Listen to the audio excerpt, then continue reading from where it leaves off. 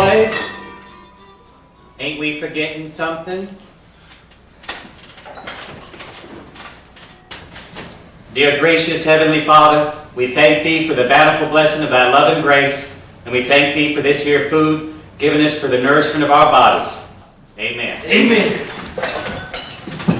Little brother ain't come to dinner? Johnny won't be home till later, son. I done sent him into town on an errand. What kind of errand, Pa? It's Sunday. It's a special Sunday errand. He's helping the Reverend Mosley with his Sunday go visit. Pass me that gravy boat. Just don't seem right, though. Sunday dinner all laid out nice and tasty like. No little brother around to share it with. Now, I'm sure the Reverend Mosley's a-feeding that boy's belly just as sure as he's a-feeding his soul. So you go on now and eat up, because I got something important I need to talk to you about when you're done. Now, just how important would that something be, Pa? I'll tell you after you're done eating. Are you not telling us on account of Bill Tom being here, Pa? Oh, Mr. Brother, you like that I go eat on the porch so you can talk to me important talk? No, Bill Tom. Maybe you ain't blood kin, but you're still a special part of this family. Thank you, Mr. Brother. Truth is, I didn't want to spoil you boys' Sunday dinner. Oh, is it bad, Pa? It ain't good. Then you better go ahead and tell us, because I ain't gonna get down another bite worried about what it might be. Boys, them trips I've been making into town, they's on account I had to pay me a few visits to old Doc Phillips. The first Doc Phillips had a couple of them other doctors, specialty doctors, you see. What you guys see a specialty doctor for, Hold Pa? your horses, boy, I'm getting to it. Boys, I ain't gonna paint a pretty picture like I done when you was little fellas and your ma's time come too soon. I'm gonna give it to you straight. Your pa's a-dying. I done got the cancer, just like your sainted mother. Got the cancer, ain't nothing Doc Phillips or any of them other doctors can do about it. Well, maybe we can take you to see one of them big city doctors, Pa. Maybe you're just not seeing the right doctor yet. I got no time or patience for any more doctors, Jared. Now you listen to what I'm saying to you. There's things we gotta do before I go to be with your mom. Special important things. I want to make sure that each of my 3 sons gets his stake in this here farm legal life. And now, Bill Tom, you ain't my son, but I aim to leave you a little something behind on account of you being such a good hired hand and all. Oh, well, thank you kindly, Mr. Gretel. I'm sure these good boys of mine will do the right thing and keep you on. Bill Tom's always got himself a job here, Pa. That's good. Now, I want to make sure, besides you got the farm here, I want to know that each of you is going to be happy after I go to my heavenly rest. That way I'll rest easy, understand? Just how the hell you expect? Mind the tongue, boy. The Lord's got big ears. She's not going to be happy when you're not around, Pa. It's plain and simple. Well, you're going to be sad for a spell, that's fact. But in time it'll get easier. It helps a lot, don't you think, the two of you getting yourselves hitched up to the sweetest, prettiest twin sisters in the whole darn county?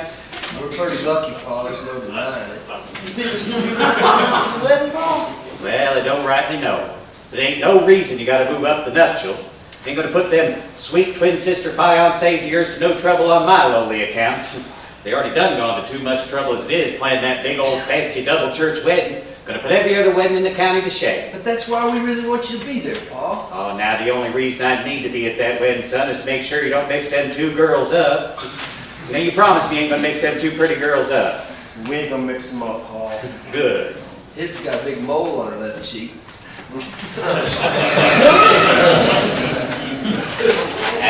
Maybe I ain't going to be at that church, but I'll be watching that wedding just the same.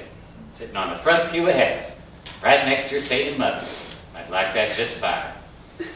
This is real bad news, Pa. It is, son. It is a fact.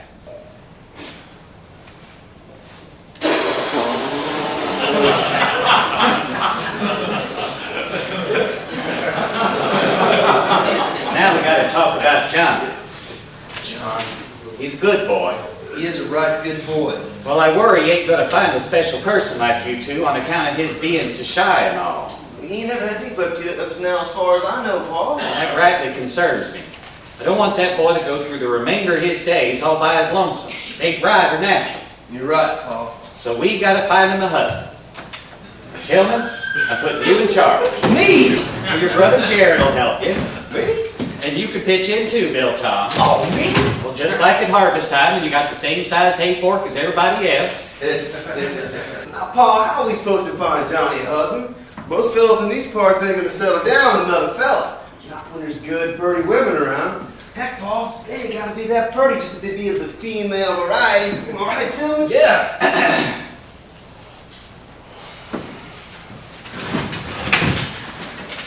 Now, your brother's a special boy. Your mom me knew he was special when he was just a little sprout. That's why we changed his name from Luther to Jonathan after Saul's son most beloved, who found himself a special place in King David's heart. The Lord mended those two souls together. Well, you remember from your Bible story. And you recollect that there was a heap of grieving betwixt those two young men when they had to part. Because Jonathan, he loved David so much, and David, he loved Jonathan just the same. Well, boys, your younger brother Jonathan ain't never had his soul mended to another man, and it's high time. It's his blessed, heaven-sent nature. And you're going to find him a David before I go. It's my dying request, boys. Find your brother his David, then I die happy. That's a pretty tall order, Paul. Where are we supposed to look? I can give you the names of a few bachelor fellas in town. Heck, you can start with that lonely Thaddeus Grubb over to the dry goods. He's been a bachelor man a long time. You talk to that Thaddeus and see if he wouldn't like to meet John. But he's done met Johnny plenty of times, Paul. But not in a formal way. I bet you Thaddeus ain't got no idea that Johnny's a young man of the special soft persuasion. I bet you hardly any of the bachelors in these parts know on account of Johnny keeping so much to himself and all. Finish up the Sunday dinner now. Heard you boys saying how much you wanted to get down to the swimming hole this afternoon. Sunday is the Lord's Day, and the Lord done blessed that swimming hole the day you boys was baptized there. Paul, you got some foolish ideas about things. Ain't nothing foolish about trying to make the world a happier place, boy. Don't you never forget that now, you hear? Yes, sir.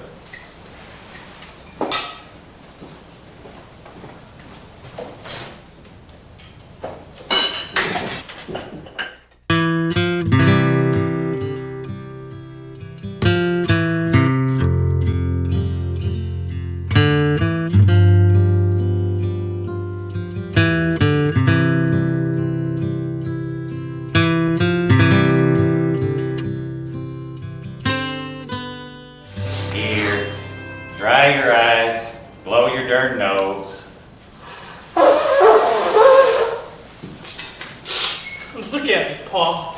I'm blowing like a gambling newborn. You ain't squirting out any more tears than your brothers did.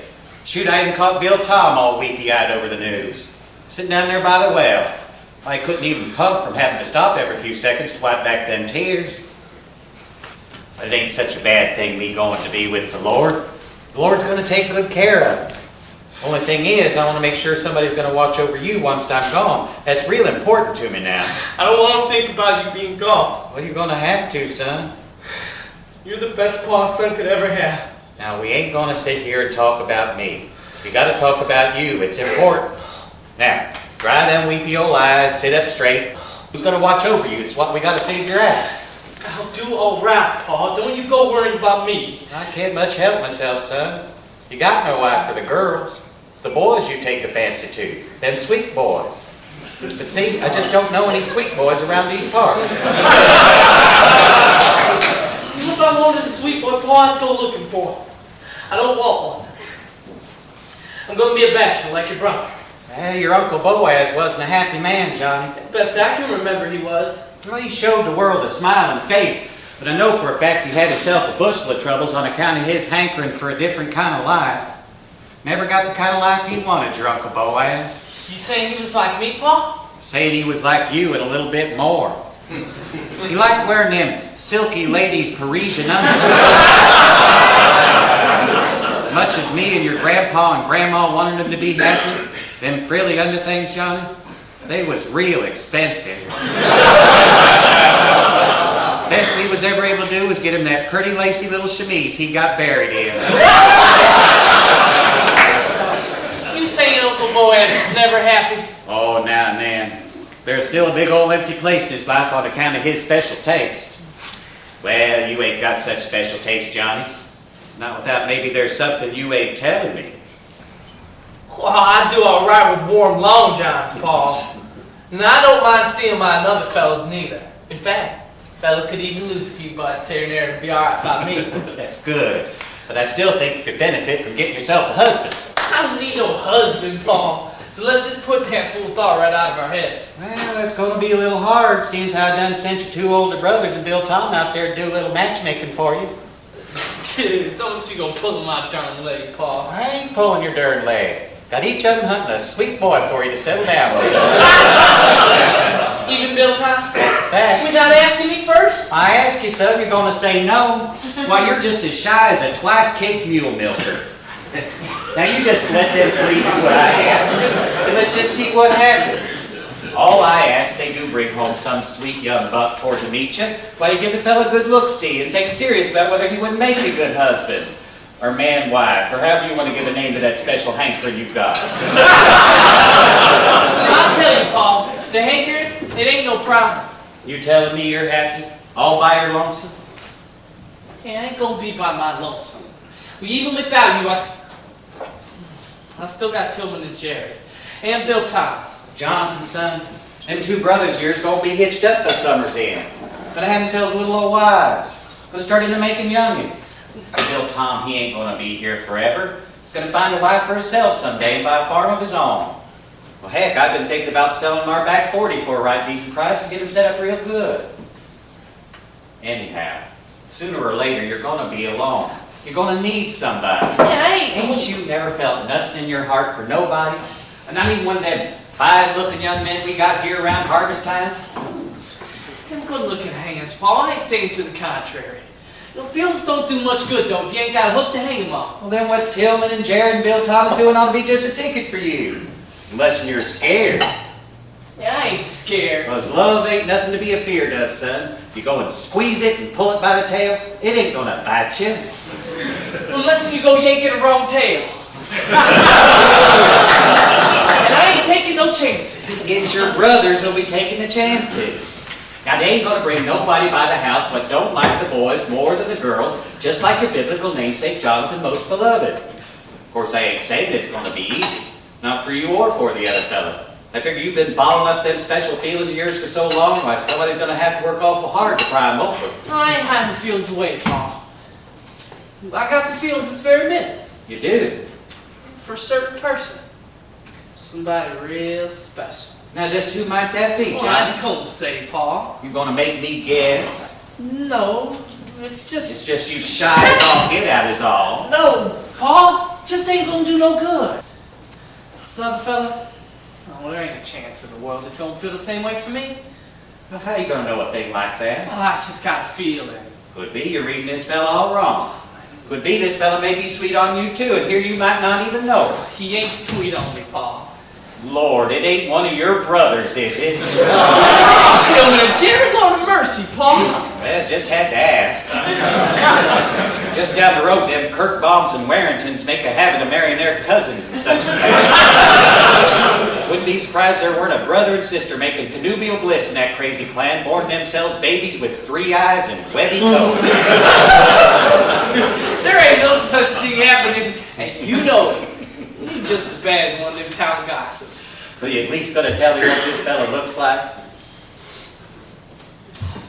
He's a beautiful man. He's beautiful of face and fine of fedelance in you.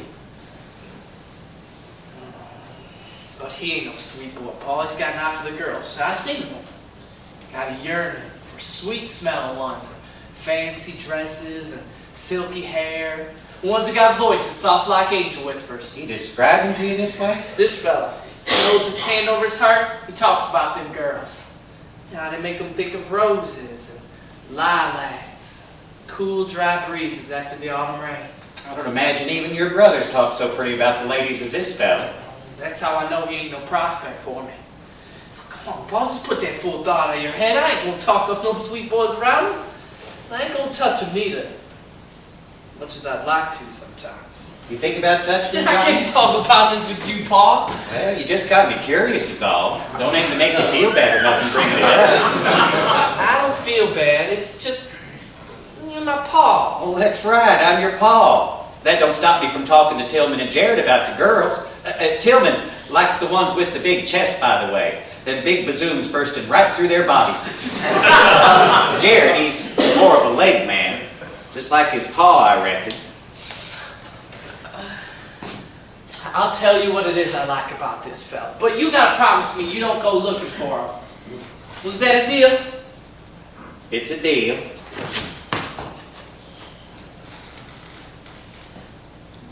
Firstly, I like his smile. Oh, he's got a right pretty smile. it's kind of mischievous like he knows a great big secret. But it's kind of shy-like too. I like those pretty blue eyes of his. Blue like the sky, sharp and bright. Eyes that got a glow to them, that when they look at you, make a fella feel like he's being looked at real deep inside. Things getting seen and noted by other folks don't never see until they never know. And Pa, I like the way his body's put together. Big hands, big old muscular arms. Pa, sometimes I think on him putting them arms around me, holding me tight, and I get the chill bumps just to think on that picture.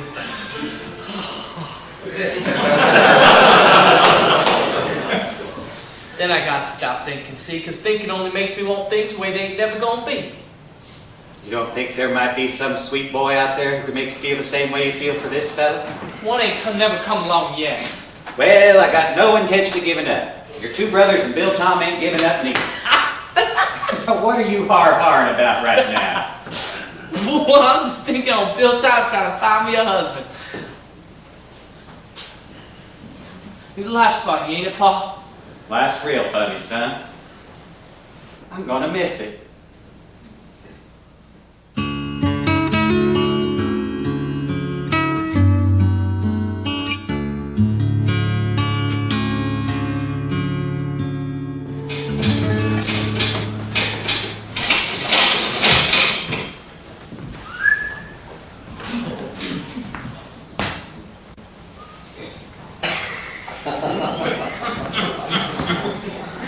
Hot enough for you, Thaddeus? It's a hot one, all right. What can I do for you today, Tillman? Well, for starters, I'll take me a couple spools of white thread. We got a pile of linen back at the farm needs tended to. You gotta keep things looking nice. Now, Tillman, Bill, what you need to worry about mending for? You're getting hitched. Pretty soon ain't gonna be no need to call for you doing such woman's work. Thaddeus, you know it ain't such a bad thing for a fellow to know how to mend his own clothes. I bet you ain't no stranger to a needle and thread yourself. And looky here! As luck would have it, I got myself a situation this very minute needs tended to. Promise me to ask a little favor from you, Thad. Show me how to fix this here snag in the back of my work shirt so I don't have to bother Pa, little brother, with it. Little brother? That would be my youngest brother. You may remember. Name of Johnny? Christian name of Johnny. Just like Jonathan of the Bible. You know the story of Jonathan and King David? I do. They was good friends, like Tom and Huck. Now, where's that snag? Oh, it's right here around back. Maybe I should take my shirt off so you don't prick me.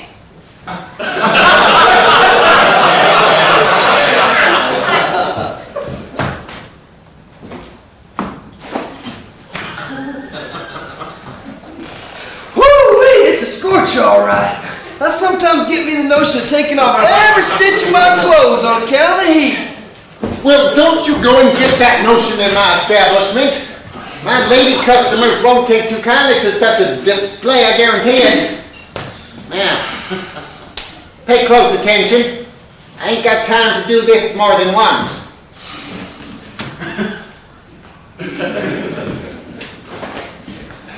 That scrub ain't nothing but an ornery old bachelor. Got no interest in boys or girls. How'd you do? Mr. Harlow works over at the Farmer's Bank? Yeah, we got ourselves married last week to a girl. How'd you make out? What, with that mortician, Mr. Clemens? That man ain't got any for no one either, less than dead. I don't even want to guess where that interest might take. I ain't gonna be happy to hear we done so poorly today. Paul ain't got to hear about it. I mean, not yet. Hell, fieldwork's done for the day. Say we head on down to the swimming hole and take ourselves a nice cool dip. Oh, wait a minute. You recollect what happened to us last week? Talking about them muskrat girls? Sneaking up and hiding our darn clothes. I could hear them giggling in them bushes. Yeah, it took me pretty near half an hour to find my shirt. There it was, all mired up in the hog trough. Those muskrat girls are no good. Of course, some sneaky girls can't take away no clothes that ain't there, right? I got me an idea. I'm gonna put me an advertisement in the every week. That don't sound like a bad idea. Hey, we gotta run it by your pa first. I ain't taking no more advice from Pa. He doesn't give us this here job to do. He's got to trust us to do it the way we see fit. Hey, should I go get Johnny and see if he wants to come swimming? Hell, it wouldn't hurt to ask him.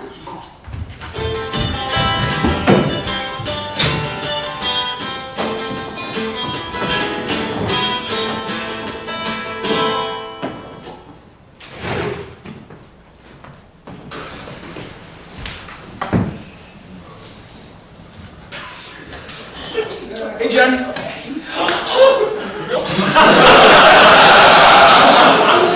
What happened to your clothes? Oh, Jim Tillman and me, we're going down to the swimming hole. You wanna come? I'm planning some more lady peas. You ain't gonna run them up the fence like your butter beans? I'll put up a little knee-high once it starts shooting up. What's the matter? There ain't nothing the matter. Oh, I guess it looks a little funny me standing here in my birthday suit. Not the proper attire for strolling through no vegetable garden, now is it? I'm just thinking that you're liable to get sunburned. At least down by the swimming hole to be the weeping willows for shade. I don't aim to tarry you long. Just want to see if you want to come along, is all. Now, I best be staying put. Thank you kindly for the invite, though. We ain't giving up, if that's what you're wondering. What do you mean? Oh, I mean, we ain't giving up trying to find your darn husband. We're just taking ourselves a little swimming break, is all. You don't have to do this, you know. I mean, find me a husband part. Of course we do. That's your pa's dying wish. And even if it weren't, I suspect it's the right thing to do. I do appreciate it. Oh, well, you'd do the same for me if I was... Well, you know what I mean. Are you sure you can't put off your gardening for a little while and come on down to the swimming hole? Well, I'd like to. You've never been swimming with Jared Tillman and me. Not to my recollection. No, I just like swimming by myself, that's all. Why's that? Come on, you can tell me the truth. It's already built on me talking to you. Ain't nothing even worth talking about. You best get going on now. My brother's gonna start wondering what's become of you. Oh, shoot, dog. I just done figured it out. Why didn't you just say it, Johnny? That's nothing for a fellow to be ashamed of. Ashamed of what? What is it you done figured out, Bill, huh? Oh, why, it's plain as day. Now, you're afraid your little woodpecker's gonna go right up to attention the minute you hit that cool wall. And it is. What if it does? It's not such an unusual occurrence, and, well, it's surely not something to stop a fella from enjoying that cool wet dip. It ain't? Oh, of course not. I seen boys with their peckers at attention plumb near the whole afternoon sometimes. Not a girl in sight. Well, I remember when I was a boy, we had this one fella, Howard. Oh, we used to use his sturdy little member for a right convenient towel peg. Now, come along. Your brothers worry you don't have that much fun, eh? We have ourselves a good old time. No, I like that. I'm partial to the old rope swing. Oh, yeah, that's the spirit. Hey, what are you doing? I'm helping you get your darn clothes. Well, hey, I can't wait till I get down to the swimming hole, take off my clothes. Oh, no. Not with those clothes-stealing muskrat girls on the loose. Those muskrat girls, they're a mess of trouble. You ain't never asked some girls if they might like to take a dip with you? Oh, hell no. That girl's as homely as they come. Not to mention, swimming hole ain't a place for girls. Well, you're right. I don't remember girls ever using that hole. You see, Johnny, there's special places in this world just for fellas, and that swimming hole's one of them. Well, where else would you say? Oh, I'll think on it and get back to you, Johnny.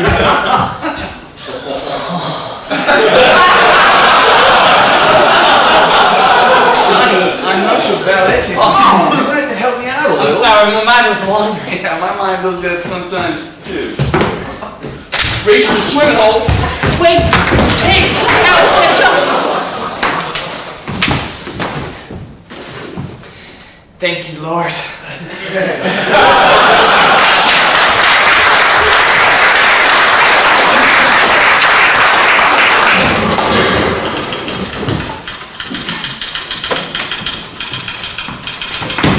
So what kind of advertisement are you looking to place, Mr. Gretel. Tillman burned Gretel. You ain't akin to the Gretels with the farm, South County? That would be my pa, me and the two brothers. Ma's done gone on to her heavenly region. Now I feel like a plumb fool. You and your brother Jared, you'd be the two fellows who are getting married to the Pasco twins in September. We're going to be publishing the official announcement any day now. It's going to be a 2-page spread, pictures and everything. And me not knowing you from Adam. Oh, I won't vote against you. So, what can I do for you, Mr. Gretel? Well, it's about my younger brother, Johnny. Oh, Johnny's got maybe something he's looking to sell? Oh, no, sir. Johnny ain't looking to sell nothing. It's something we're looking to get for him. Well, not so much something, so much as somebody. You tell me those Pasco twins don't have a younger sister for your little brother Johnny? Well, no, and they ain't got no younger brother neither. I don't really follow. Well, it ain't a wife Johnny needs. It's a husband. Well, that's a pretty queer thing for a young man to want. Well, it's what he wants. I'm sorry to have to say it, Mr. Gretel, but I just can't run a notice like the one you're proposing. How come? On account of the fact that I don't run notices that don't make any sense. I mean, who ever heard of a man seeking a husband? There's not a thimbleful of logic in that. We ain't a newspaper man like yourself. Ever heard anybody like my brother Johnny before? Well, I heard of a pig farmer once who fell in love with his blue ribbon sow. Of course, she was really a cute little sow. Well, this would be mighty different. Well, I heard of cowboys poking each other under the saddle blankets due to a critical shortage of females in the vicinity, but it wasn't love that drove them to it. You can be sure of that. You don't think two men can fall in love? Same as a man and a woman? Well, it's not a part of the old master plan now, is it? I wouldn't rightly know what that master plan is, you see. Being fruitful and multiplying. I'm not a big reader of the Bible, Mr. Gretel, but I do know that a man and a woman were put on this earth to make more of their own kind, perpetuating the species, they call it. I mean, two men, unless you know something I don't know, aren't equipped to perpetuate, hard as they try. Well, that may be, but it ain't kept a few of them from trying. Well, this kind of thing's been going on in the natural world since creation. Creation? Well, that would be about the time that the Lord made Adam, wouldn't it? And drew Eve from his rib? No, or maybe I got it all wrong. Maybe it wasn't Eve, but some rouged-up fella named Rupert. It ain't my purpose to argue with you, Mr. Cleveland. If you don't want to put in my advertisement, I'll just be on my way. I believe in freedom of speech, Mr. Gretel, I do. But I have a number of subscribers who aren't going to take too kindly to such an ad as the one you're suggesting. Don't worry about it, Mr. Cleveland. I won't hold it against you. Thank you, Mr. Gretel. Mr. Gretel, I've got a lot of things I'd like to say in this paper. Things I figure people need to hear. But I keep them to myself on account of how those folks might react. You're a frightened man, Mr. Cleveland. A man I don't rightly understand. Now, I grew up being taught by my pa that there's only one thing in this world a man really need to be afraid of. And that's being robbed of who he truly is. While if a fella can hold fast to his integrity, that gives him the courage to fight whatever may come his way. Well, that's sound advice when you don't have a wife and 3 little ones to feed.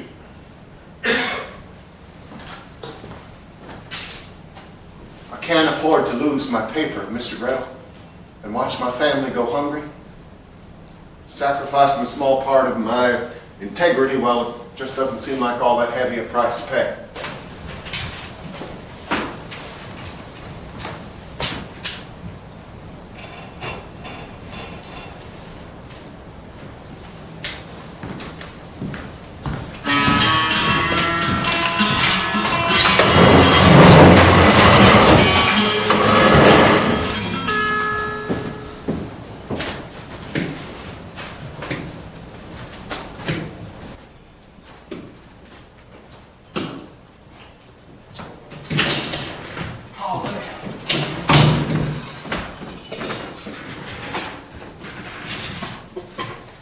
How you feeling, Paul?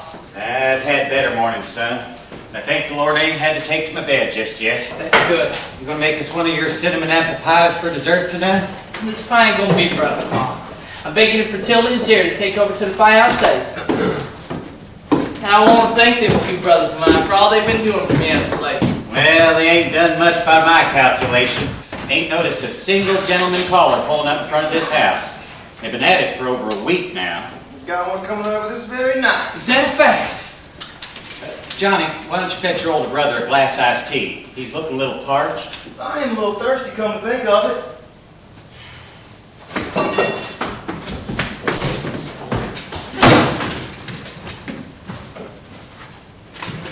Who is this fella? His name's Shelby Page. He's right nice looking. Does he work? On a road crew. What kind of road crew? Road crew's a road crew, I reckon. Wouldn't be my choice of employment. Well, what makes you think this fella'd be right for John? Well, like I done said already, he's really good looking. He looks to be about Johnny's age. He might What be... I'm meaning is... I know what you're meaning, Paul. And I can't say for a fact that he's a fella that takes to another fella. I'm just saying, I got a feeling. You invited this fella over to meet your little brother on account of a feeling? It's a strong feeling, Paul. See, it happened like this. Shelby Page is off sitting by himself, away from the other road crew workers. And I just hopped down off Old Blue and moseyed over there, real friendly like. Just asking a few neighborly questions, like when the road's gonna be finished and such. And he's real friendly back to me. And pretty soon, I'm asking him how he feels about spending the rest of his days in the company of these men, without no girls around to break up the monotony. And he says it ain't no monotony at all. He says confidential like, that he prefers the company of men to tell you the honest truth. And Paul, he's looking at me in a way I don't much often see other men doing. Then, all of a sudden, he's off to asking me a bunch of questions. And the first thing he's got to know is where I live. Says he'd like to come pay me a visit sometime. And I say that's fine, because I got this brother Johnny who might want to meet him. And he gets my meaning, Paul. I'm pretty sure of it. Says he would be glad to meet Johnny. In fact, if it ain't a problem, he could be here this very night. Well, I reckon you didn't do nothing I wouldn't have done. Good, Paul, because this matchmaking for fellas ain't an easy job. You gotta be careful you don't get yourself whooped by someone who's gonna take offense to it, you see? Miss Shelby Page, fella, you didn't take even the slightest offense? Oh, sir, none at all. Well, Johnny, you let them apples be now and go on out to the field. hey, you gonna tell me nothing about General Conlon? You seem like a nice fella. Ain't much more to say, little brother. Come on out to the field now. Let's break. Ain't no fella gonna want himself a man wife who spends all his days in the kitchen.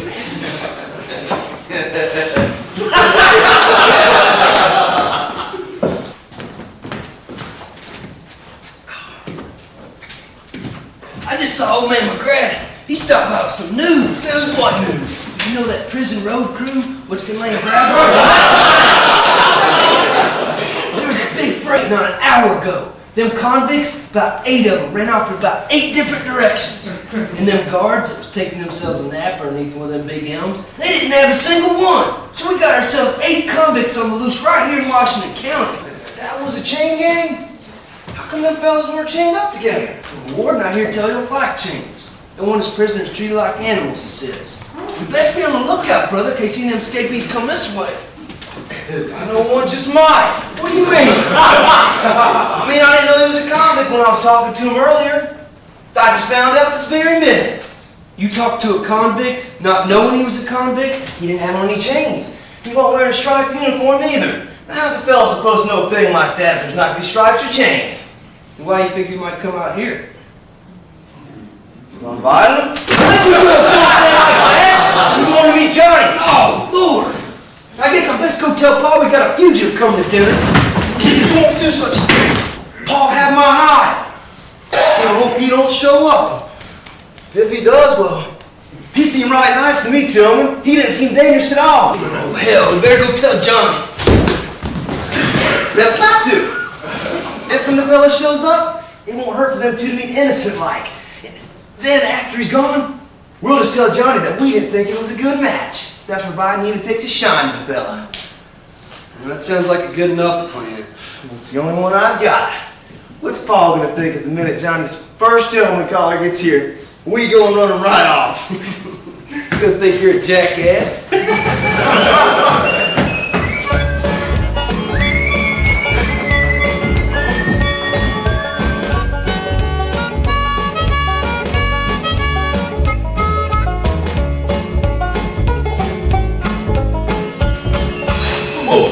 Checking too heavy for you. I ain't a weakling. Oh, I ain't saying you are. Sit down right over there. You know, I ain't sickly neither. I'm just as fit as you and Jared. And Tillman. Oh, of course, that didn't stop you from howling at them briars. What was sticking in your feet on the way to the swimming hole the other day? I didn't holler. I was just commenting. The fella's got a right to comment, you know. Can't argue that. Like Paul, commenting that I spend too much time by apron. No, I can comment right back. It's a pretty apron. Soft and pretty, and I like it. Oh, why are you getting yourself all worked up over something that ain't nothing? Oh, maybe that's not the real thing that's eating you. What do you mean? Maybe there's something bothering you that you just ain't saying. There ain't nothing bothering me that I ain't saying. Yeah? That ain't what it looks like to me. You got yourself an idea, maybe? Maybe I do. Maybe I'd share it with you if you weren't being such an old sourpuss this morning. You know, I'm sorry I'm being an old sourpuss. That was fine so I got myself out on his feet. Maybe I just ain't good company. You're good company, Bill Tom. Just about the best company there is. Oh, that's a right nice thing to say, John. Well, I mean it. What I do? Oh, what's wrong with me? Well, in my opinion, I think you're a little out of sorts on account of this gentleman caller coming over here tonight. You'll be your very first, you know? Now, I admit, you know, I ain't totally easy with the notion of entertaining young men in my pa's parlor. It's a girly thing if you want to know the truth about it. Oh, hell, Johnny. You do 15 dozen girly things every day. It doesn't bother us none. I didn't think it bothered you. Tell me, why would this be any different? Because, well, maybe none of you think I'm capable of going out and meeting a man among. No, Johnny, it's not that you're not capable. It's just, well, your pa says Yeah, I know what Paul says. He says it every day. I'm shy. I'm shy. Bill Tom, I'm so sick of that word I could spit. Oh, just go ahead and spit then.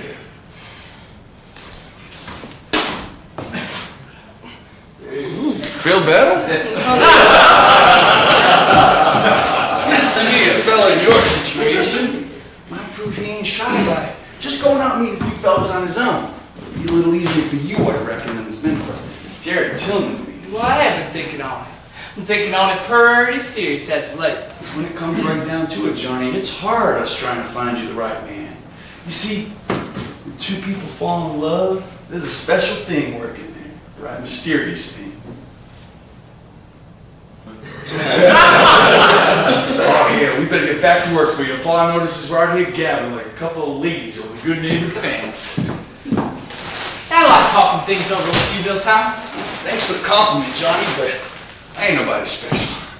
Yes, you are. Hey, we're gonna find you somebody gonna be real special, you'll see. Now go on, fetch the other seat sack. You're man enough. I'm man enough, all right.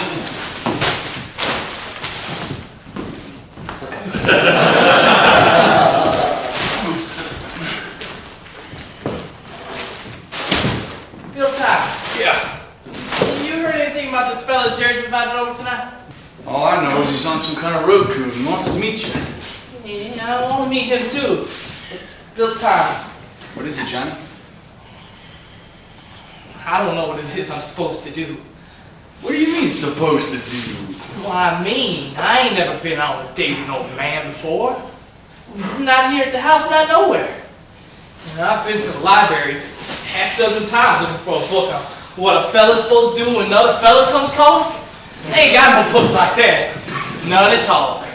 What you gotta do is just go read one of those books about fellas calling on girls. Put yourself in there where the girl goes. But I ain't a girl. It's all the same thing. It ain't the same thing. Well, I know I got feminine feelings built up. I ain't denying it. But I don't want to be a girl. Yeah, I like being a fella. I like being me.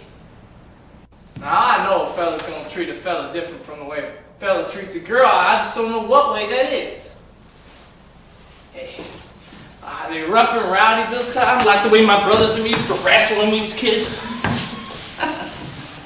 Or, just shake hands and talk all polite like, you know, like they do in them Shakespeare stories.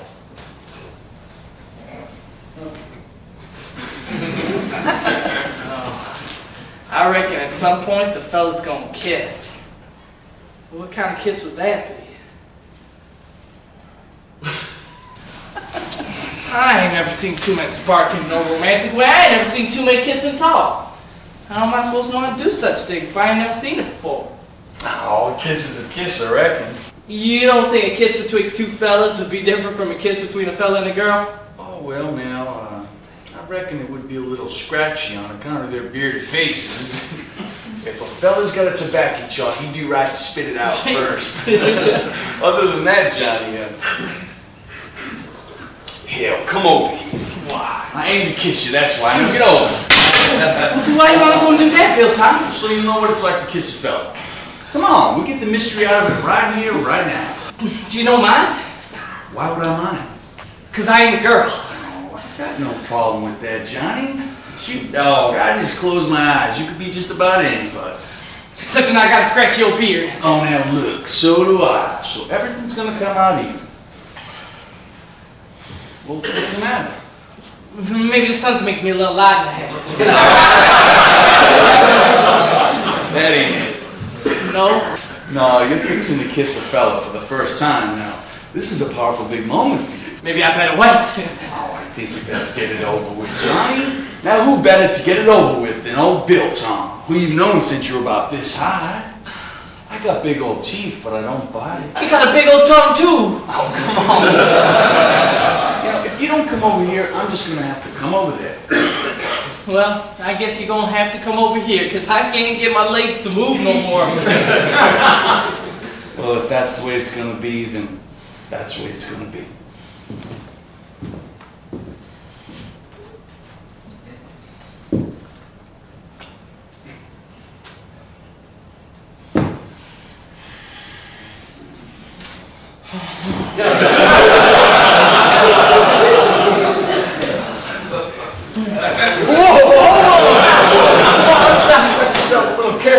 I'm sorry, but I really am. No, I got no problem with that, Johnny. I'm just thinking you might want to keep a little of that in reserve for this gentleman caller coming over here tonight. Well, you know, if the two of you choose to do a little smooching later on. Well, I don't even know this fella. Yeah, I already talking about us going on smooching together. As far as I can tell, you're ready enough. I gotta go make my pie.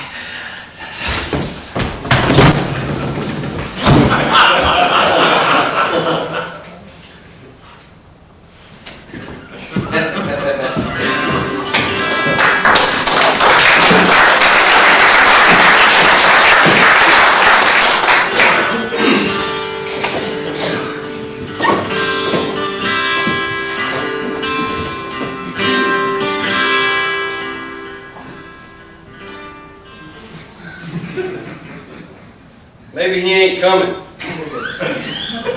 That'd be fine by me.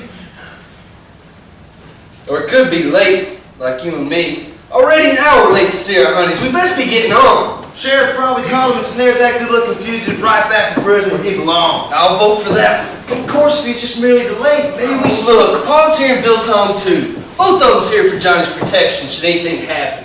What do you reckon might happen? Oh, I ain't saying anything's gonna happen. I'm just saying just in case. Of course, them not knowing he is an escaped convict and all. What good's Bill Tom and Bob to be for protection? Jared, didn't you say we shouldn't tell Paul? Didn't you say if we told Johnny all about this fella, it was just gonna break his poor heart? Maybe we should at least tell Bill Tom. Well, we could, since I ain't seen hiding her hair ever since this morning. I reckon he's in his room working on one of them ships in a bottle. Maybe you should go find out just exactly where he is. You really want to go glad to Bill Tom all about how we invited a convict over to come court our little brother? Now what's he liable to think about that? You're right. He's liable to think we don't care nothing about Johnny.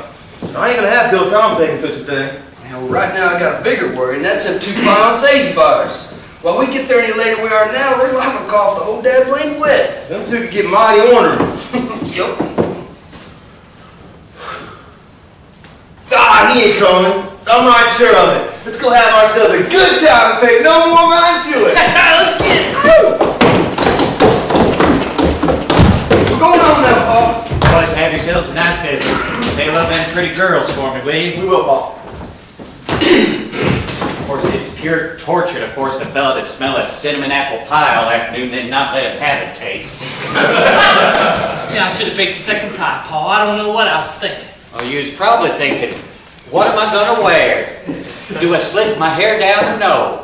Or how much bay rum do I splash on? I can answer that last one, son.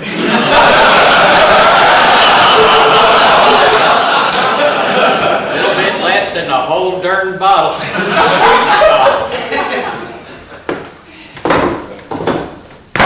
How do I look? You look right handsome. I don't know nothing about this fella. That's what tonight's for, the two of you finding out about each other. Have you seen Bill Tom? He was in his room about an hour or so ago. You don't reckon he's coming down with something, do you, Pa? No, he's just having a quiet spell. Probably working on one of his ships in a bottle. Well, what do you see out there, Johnny? I don't got my I glass. see something coming toward the house on foot. You must be Johnny. Johnny Kidd. It's Gretel. It's Johnny Gretel. And you're the Pa. Knocking on death's door, I hear tell. I'm Amos. I'm the Pa. Ain't dead yet. Nice place you got here. Looks like you done took a tumble down a big hill. Oh, I did. That's a fact. I took a few other tumbles too. I ain't had a very good day. You got a place I can maybe wash up? Got a bathroom in the back, running water and everything. Looks like you ain't seen running water in a coon's age. Just about as long. Where'd you come from, boy? You mean just now? We'll get your life history a little later. Well, just now I come from my road gang. I mean crew. Didn't your son tell you? We was working up North County and I had to run all the way down here because there weren't no one to bring me. See, everyone left in a hurry, you see. And, well, I ain't got my own conveyance. Now, Johnny, I'm thinking, well, you's not exactly the way your brother described you to me. Well, how's that? Well, he said you was a good-looking fella just like him. But hell, you're a little more than good-looking in my book. You're a right purty young man. It's gonna be easier than I thought. What's going to be easier than you thought? Why, the arrangement. Oh, hell, maybe we better find out whether we're thinking along the same lines here. Yes, let's do that. What I understood your brother to say was, well, hell, he didn't say it outright, but I'm pretty good at reading betwixt the lines. See, you's a fella of the feminine persuasion. And while I ain't of the same persuasion, I got no problem performing certain services for a price, you see. Services? We are speaking the same language, right? The way I understood the arrangement was I was to come here tonight and service this girl boy in exchange for you good folks hiring me out. I figured I'd lay low for about a week or so. That way the sheriff with all them deputies. Why, you're part of that band of convicts, ain't you? The ones what's roving the county. I thought you knew that already. You ain't gonna hold that against me, are you? I don't rightly know what I'm gonna do. And what do you mean by service my son? Service, old man! Service! I drop my drawers, he drops his, and I corn him as long as he likes. I figure a fair arrangement is 1 corn in the morning and 1 corn in the evening. Yeah, not like 2 corns a day for 8 days. That's 16 corns. That ain't an acceptable arrangement. No, sir. That ain't an acceptable arrangement. Oh, you mean I got it wrong? You don't have to be corned after all? Well, hell, we can give it a try right now if you like, see how you cotton to it. I think you best be going now, Mr. Page. Well, wait a second. Your son Jared, where would he be? He's gone. He won't be back till late. Well, he did say I was to come here to meet your boy Johnny. I swear he That's did. right, to meet Johnny. Meet him, not to service it, for crying out loud. Well, maybe me, Jared, maybe we had ourselves a little misunderstanding. But that don't mean that we can't come to some kind of mutual agreement right here and now. I mean, you just tell me what you want, boy. I'll see if it's something I could give you. I think what my boy wants right now is for you to leave my property. Maybe you want to be the one doing the corning, huh? I'm asking you for that I'm fetching the sheriff. To be back upriver before morning, that's a promise. You think it's going to be that easy to get rid of me? Well, I spent all afternoon out running them dogs and crawling through bramble thickets and slogging my way through muddy cow ponds to get to this place because I believe there's a boy here who wanted to meet me, who wanted to lend me a helping hand, and here you're telling me it ain't none of it going to be? Well, I ain't going. No, you're just trying to make me go. You just see what I'll do. Is that a threat? Who the hell are you? I'm a man with a shotgun. You'd like to see if I fill your heavy old rump full of buckshot? No, sir. I'll be on my way. That's right, you'll be on your way. And you're going to thank me and Johnny and Johnny's pa here for not holding you for the sheriff to come pick up. Well, I thank you for not turning me in. I thank you kindly. Word is all these convicts up on that road gang up for chicken stealing. Is that a fact? You a chicken thief? I only took 2. I got 2 years, 1 for each of them during pullets. Now that sounds like to me you got the short end of the gap.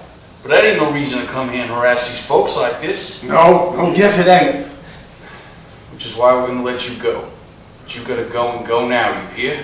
I hear it. Take you and chicken on the way off the property if you like, but be on your way. No more talk about what you can do for my boy here. That ain't the reason you was asked here. Well, tell me. I mean, you tell me, I'll go straight away.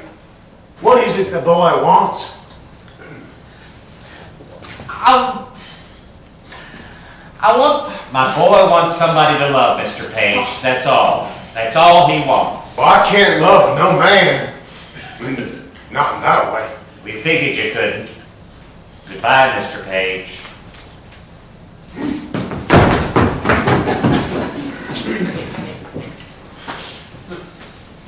Ain't no loss, son.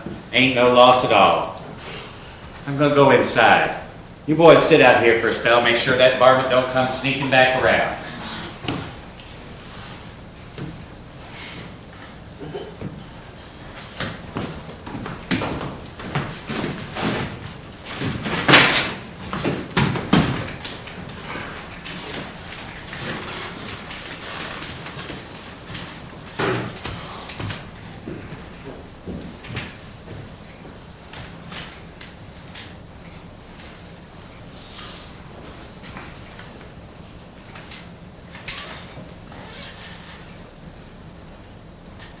Thank you. For running the scoundrel off. Oh, that weren't nothing. How you feeling? I'm not embarrassed. You ain't even looking at me. I can't look at you, Bill Tom. None of you. Ever again. Why would that be, Johnny? Can't put it into words. Man, you can't even try?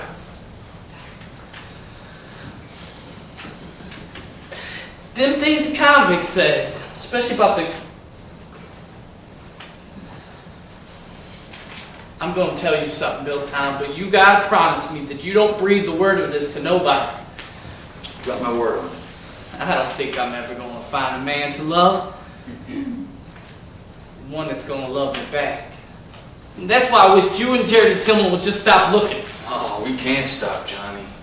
Well, first, because we don't believe that's true, but second, we'd be ignoring your pa's dying wish. Well, it's a stupid dying wish if you ask me. Not to speak ill of Paul, but just ain't never gonna be. Men just don't fall in love with one another.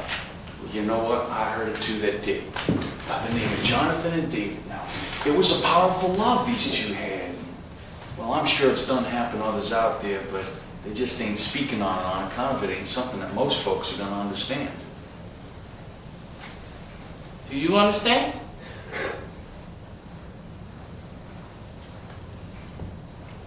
I do. Why is that?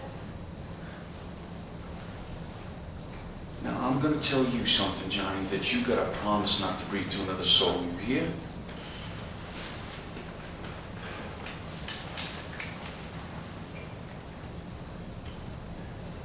I got a little of you in me.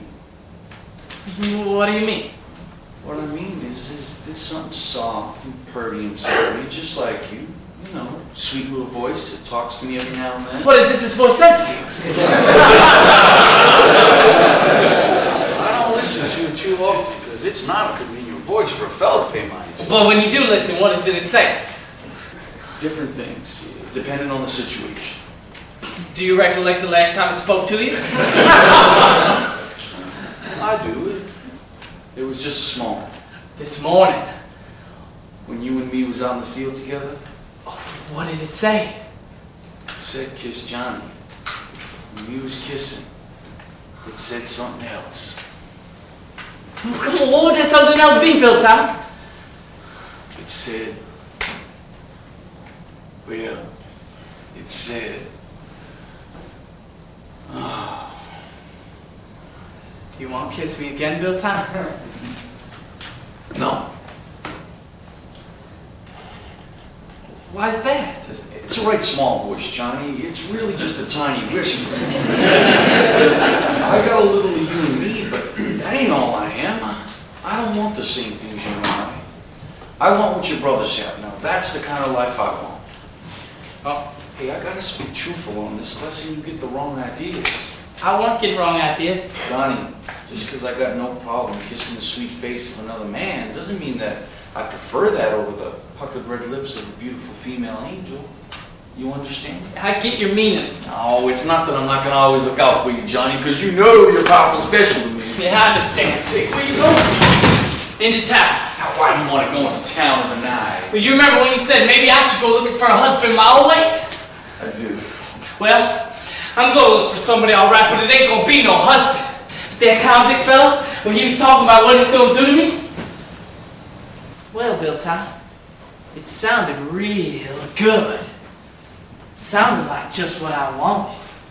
What I needed. So, I'm going to look for fellas that want to do all the things to me that I've been thinking on night and day since I can't remember when. I'm going to get myself all liquored up. And open for anything that comes my way. Well, I ain't never felt the weight of a man, Bill Tom. Against me. In me. Like that kiss this morning. It was a stupid Sunday school kiss. Except it seems a kiss ain't the only thing I've been craving. You know? There's a whole bunch of other things men can do that don't need love to make them happy.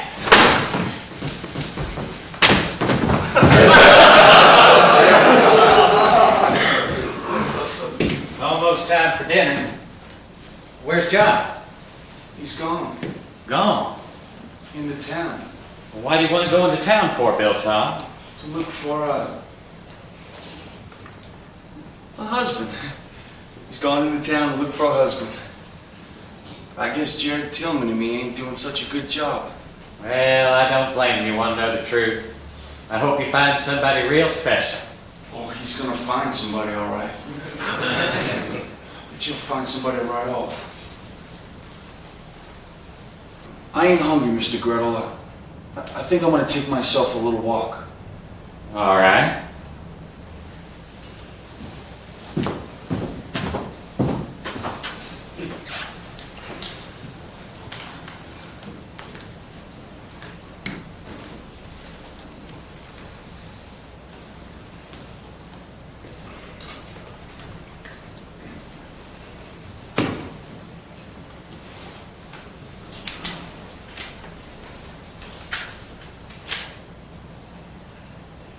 Song of Solomon, chapter 3, verse 2. I will rise now and go about the city and the streets, and in the broad ways I will seek him whom my soul loveth.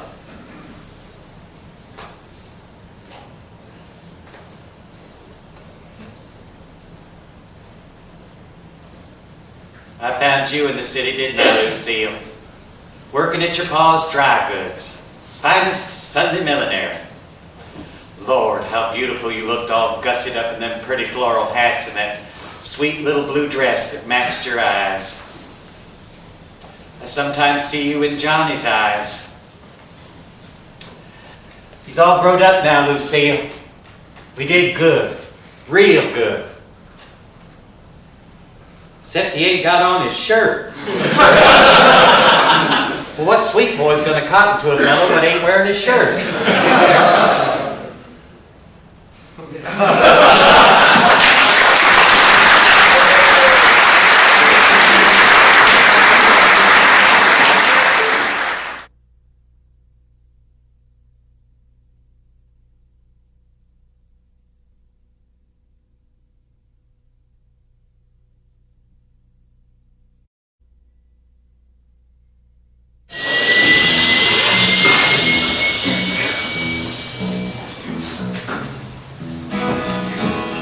Two whiskey sours.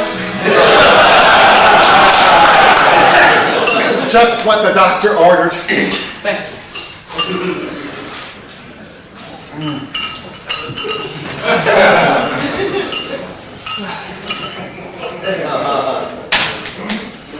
It's pretty nice of you out here. My wife does all the decorating. Your wife? Where's your wife now? Oh, now weren't you listening to me back at the saloon? Coretta's over in Collier visiting her sister. She's got the children with her too. Won't be back till the end of the month.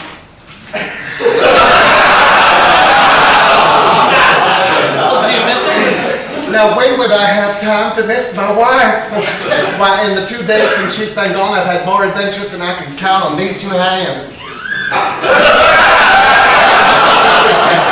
not that I don't have an adventure or two every now and then with her still in town. It's just, well, I gotta be a little more careful that way.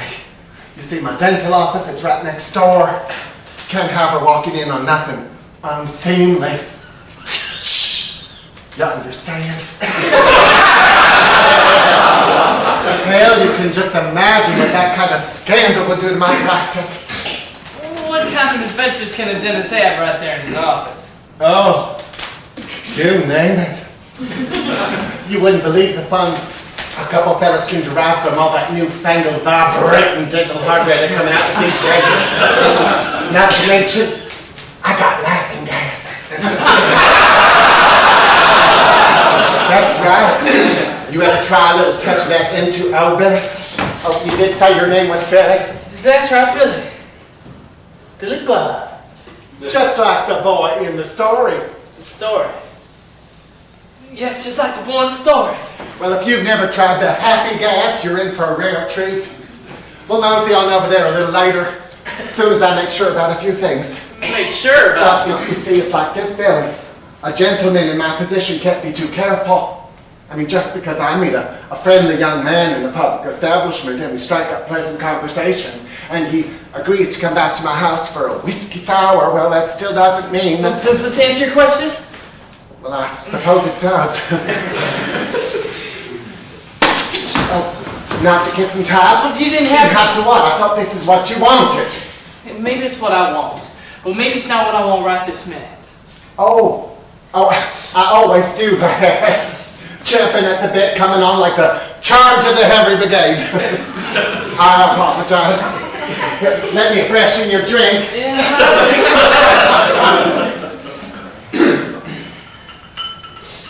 Can I ask you a question, Billy? All right. You've been with men before, am I I've right? been with men before. Because back at the saloon, you had me convinced you knew your way to the pasture pretty well. I've been to the pasture. Plenty of times. Well, just this morning. Just this morning? What? Me and this fellow. You and this fella? Go on.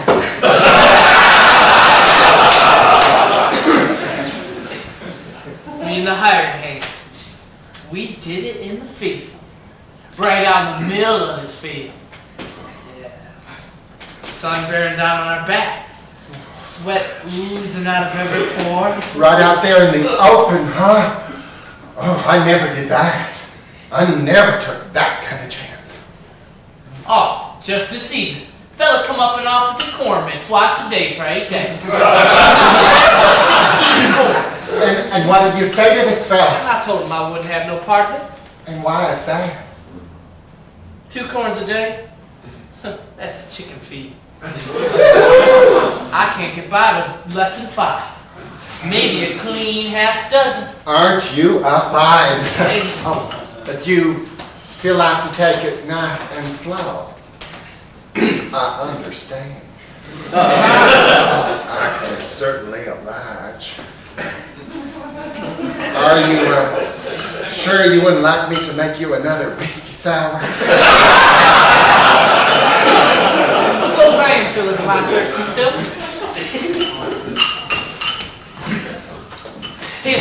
It's awfully warm in here. It is. I've opened a window or two, but being situated right in the center of town, a man's got to be mindful of all those pesky Saturday night strollers. They just love taking peeks into people's windows. Oh, you're sweating buckets in that shirt. You ought to take it right off. Wouldn't be a bad idea. I'll keep you company. Feeling better? You've got a little trickle of sweat running right down your...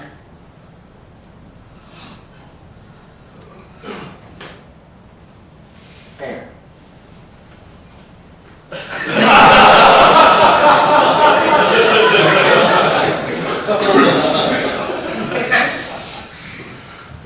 We're gonna have ourselves a fine evening. A real fine evening.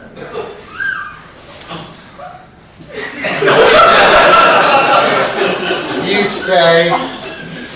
just the way you are. I'll be right back.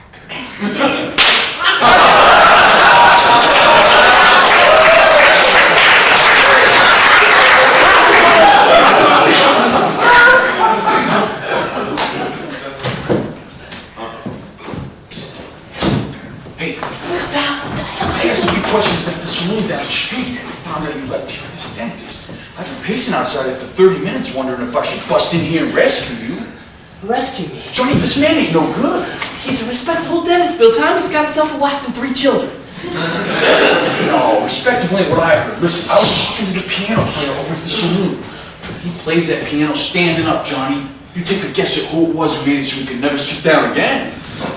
Maybe the two of them got a little too frisky one night. No. This dentist here, Johnny, he's got implements. And I ain't letting you stay here.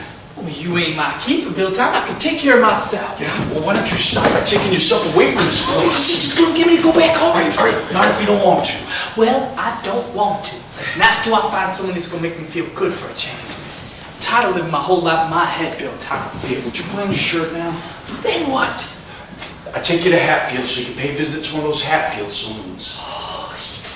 I hear them cutters that work up in the quarries, they go to them Hatfield saloons. Big burly men with mischief on their minds. What's not the kind of mischief you caught into, Johnny? Hey, I found this dentist pretty easy. I could pretty much find some other fella. Yeah, you think so? You watch me. You come right on in and watch me. Well, I was planning to. I didn't even get to try the laughing gas. Can't you laugh on your own? Not tonight.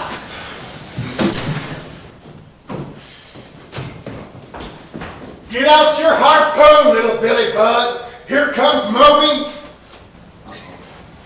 Dead.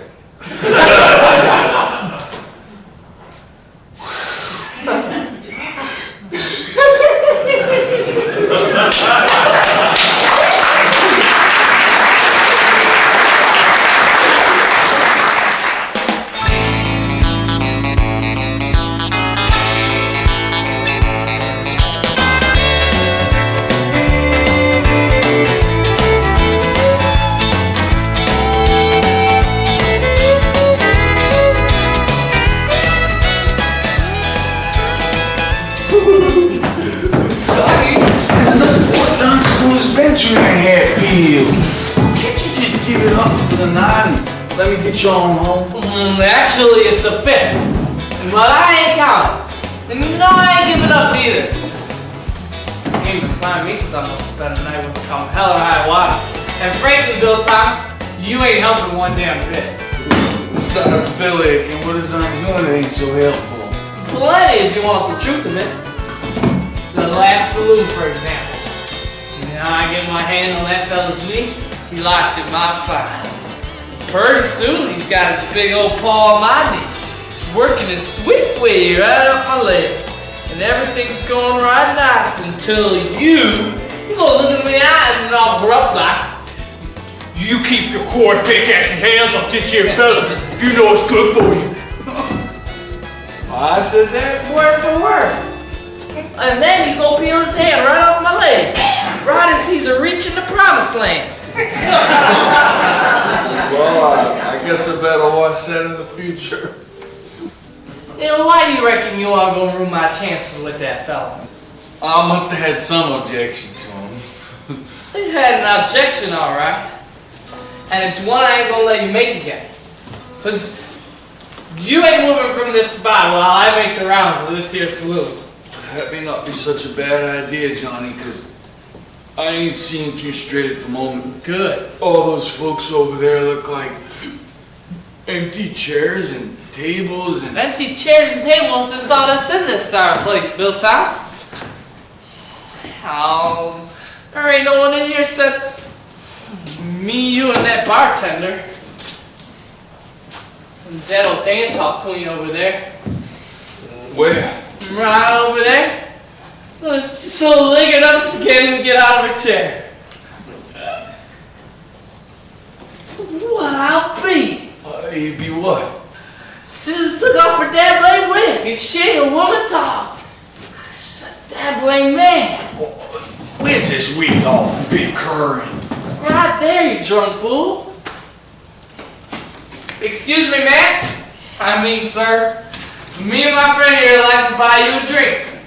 Well, why don't you style out over here and sit with us a spell? Oh, is she coming over? Yep, but she ain't walking too steadily. I'm gonna go help.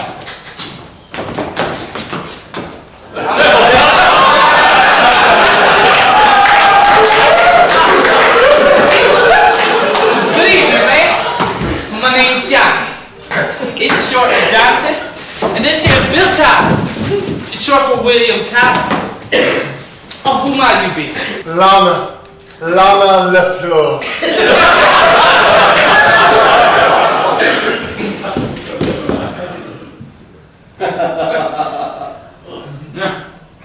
What do you have? The both of you. I think maybe you've had enough. You mean you got me over here under soft pretenses? Are you a man or a woman? Now what do you think, sugar? Ain't my 5 o'clock shadow starting to peek through yet? Hey, you dress up like this all the time? All the time. I had me a good job over in Chambly. Till one of them other dancers, the bitch, she found me standing out back of the saloon one night taking a piss. Stupidest thing that saloon owner ever did was letting me go. I was the highest kicker he had. I had no following. I did the whole first row of tables. Man, licking their man-horny old chops, looking to get a glimpse beneath my petticoats, knowing it was going to be something a fella don't usually see into all that frills and them keeping my particularly large secret all to themselves. Oh, I could have worked in that place for years. Honey. Anyway. Now I'm scouting all over the Tri-Counties looking for another dancing job and ain't having no luck at all. Today's been an especially bad day.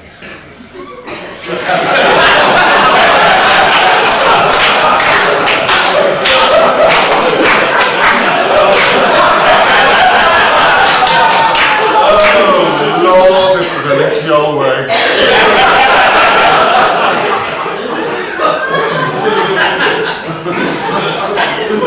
Fellas, you mind if I ask you a question? Oh, go right ahead. Okay, well, here it is, pushing closing time. You know, most places, all you've got left on these stools are the drips and the dregs. But lo and behold, here before me are 2 fine and handsome exceptions to the rule. Drunken skunks you boys seen, but hell, who wouldn't be at this hour? But good looking to a fault. Or him or me. Why, the both of you. You're a feast for my tired old eyes, and I can't help but wonder. Can't help but wonder what? Oh, never mind, it's the booze talking. This time of night, it's this thing's liable to get me in a heap of trouble. Oh, no. You say what it is you won't say. Me and my friend here, we don't take offense too easily. Well, then I will. Ooh, looks like your friend there just left the party.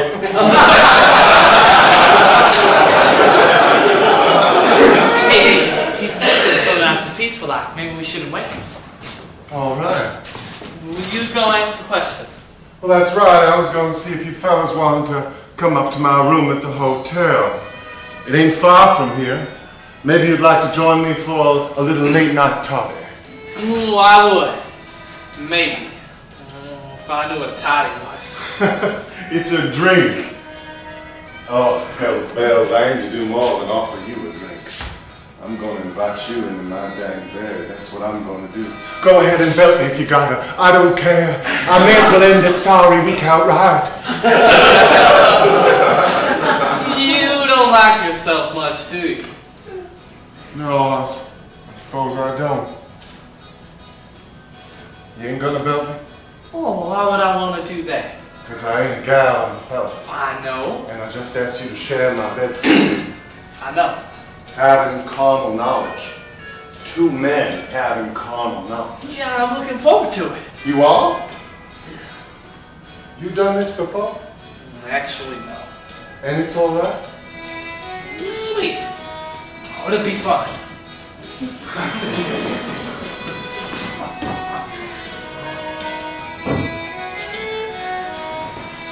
What about your friend over there? We can get a room at the hotel. And I'll leave a note with the front desk letting them know where I am when he wakes up in the morning. You're an angel. I ain't no angel. You're purty. Sweet and purty. Pretty as a gal or pretty as a friend? Both.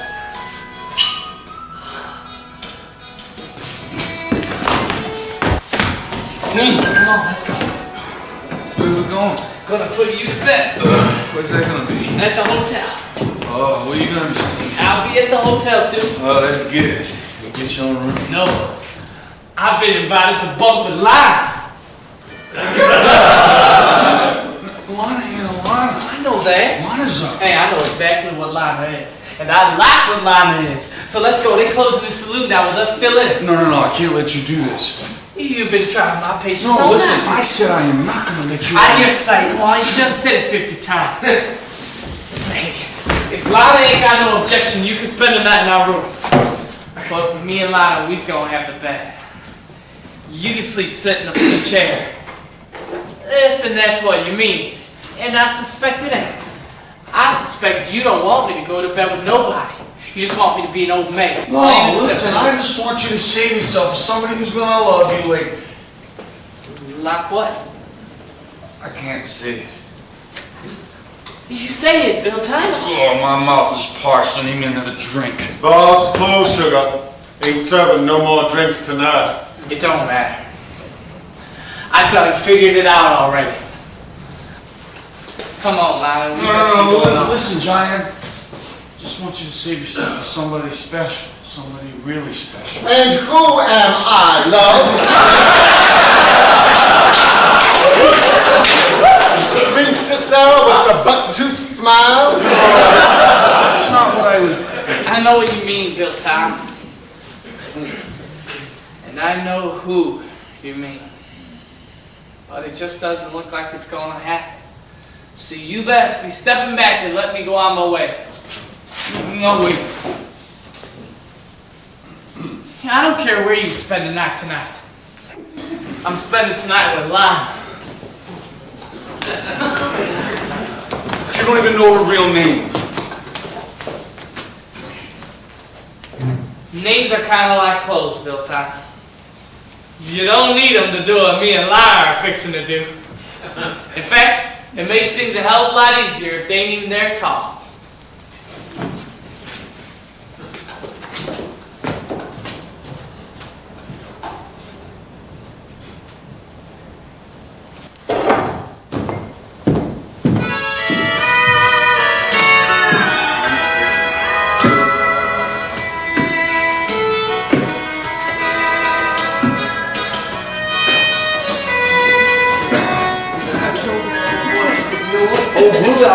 I promise you that. What are you doing up so late, Paul? One of our dad-blamed roosters thinks it's morning already.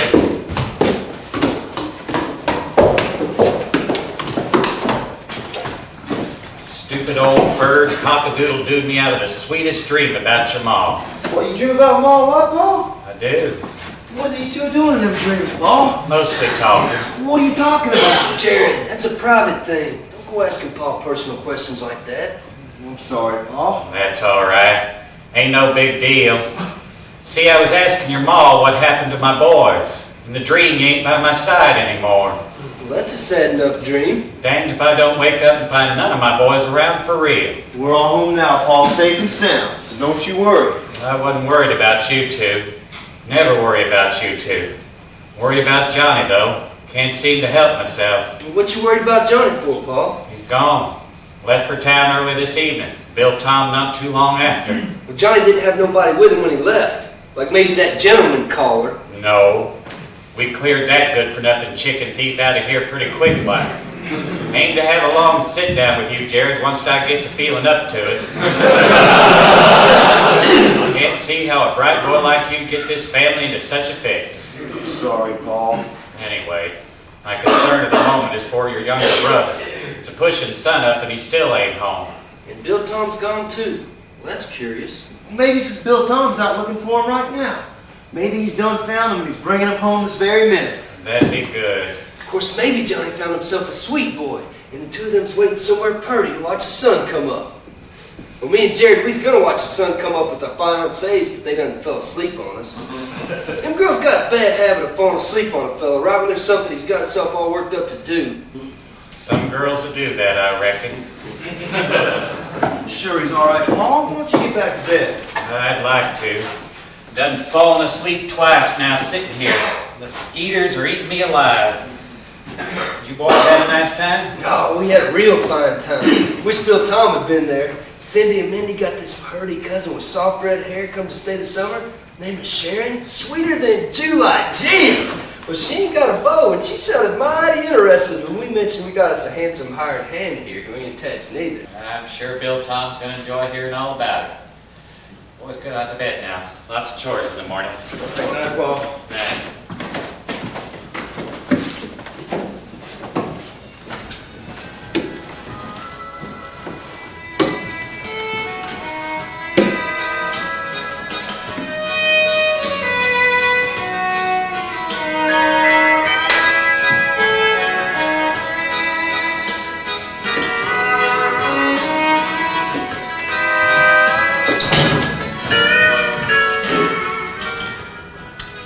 You gotta cover yourself up, sugar.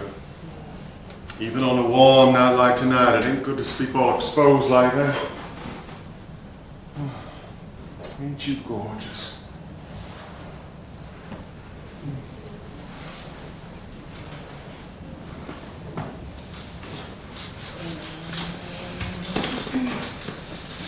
Hello.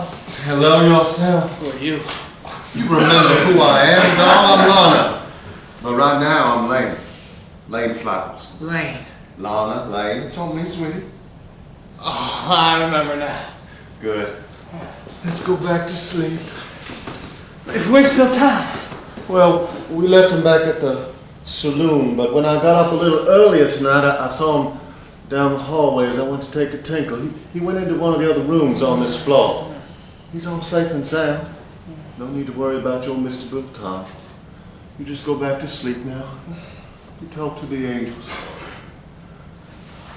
Unless you got something you prefer to be doing, which would be okay by me. See? No. I think I just go back on to sleep. Okay. If that's what you want.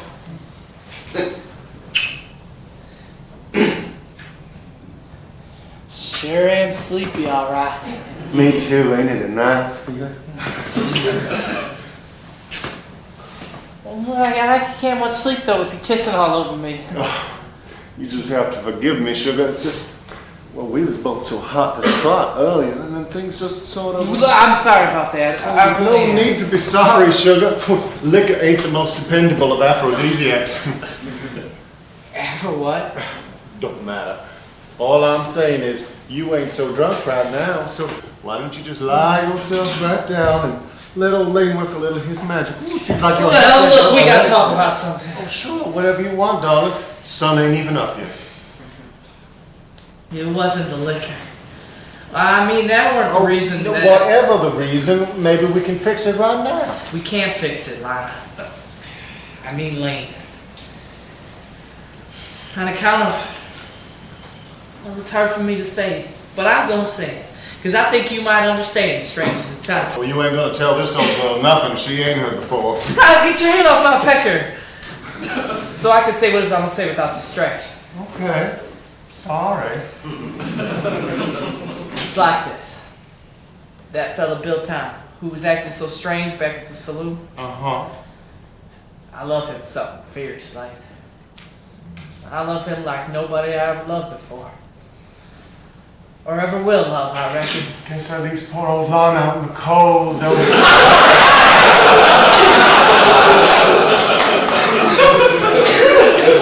I'm sorry, but it's true. Bill Tom, he means the whole world to me. And I've been picturing him and me together far back as I can remember. Together like a couple, or together like... Well, both. Hell, I've been picturing us doing all sorts of things together, but that especially. Well, I reckon I could lose my virtue to just about anybody. Even you. Thank you for the compliment. It was always Bill Tom, though. Oh, He was the one I was honey, married. are you telling me you are going to spend the rest of your life living like a virgin nun on account of that sorry mixed-up farmhand? It's looking that way. I do think he wants you, sugar. You know, I think he wants you something awful. I saw the way he was looking at you earlier tonight. Trouble is, and you said it yourself, he ain't never gonna let himself happen. I knew a fella like that once. Something was holding him back. His body was giving him a clear sign that this was the way it was meant to be, but his mind, see, his mind had put up this big old wall. Couldn't see over it, couldn't get around it. Ugly, black wall, ain't got no right to be there. You struck me as a fella who didn't have a wall. Who never had a wall. But danged if you ain't stuck where you are on account of some other fella's wall. Don't that beat all? Right now, there ain't much I can do about it. Well, you may be right about that. Of course, if I was to tie you down and force myself home. I ain't gonna let you tie me down. Oh, well, I best keep going on. But it's still dark here. Got a long way to go. Stay a little longer, please. I won't touch you. I won't put a hand on you. Oh, I don't mind you touching me, Lane. I don't even mind those sweet kisses of yours. Really? Really? Then it's okay if I hold you? I mean, it's okay if I hold you till you have to go? That would be nice.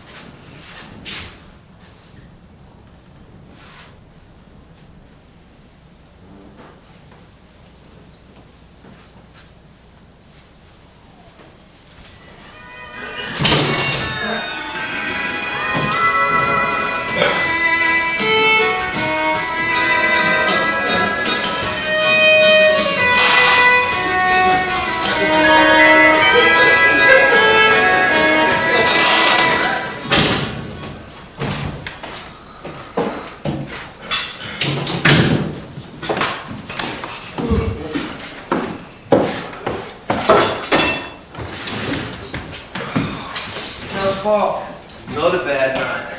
He'll spend the day in bed, I reckon, just like yesterday. Did he eat? He says them pain pills take away from his appetite. Of course, he's got to have them pain pills. Where's Johnny? He got this morning to feed the chickens and milk old Bessie. He's been really good about taking over most of Paul's chores these days.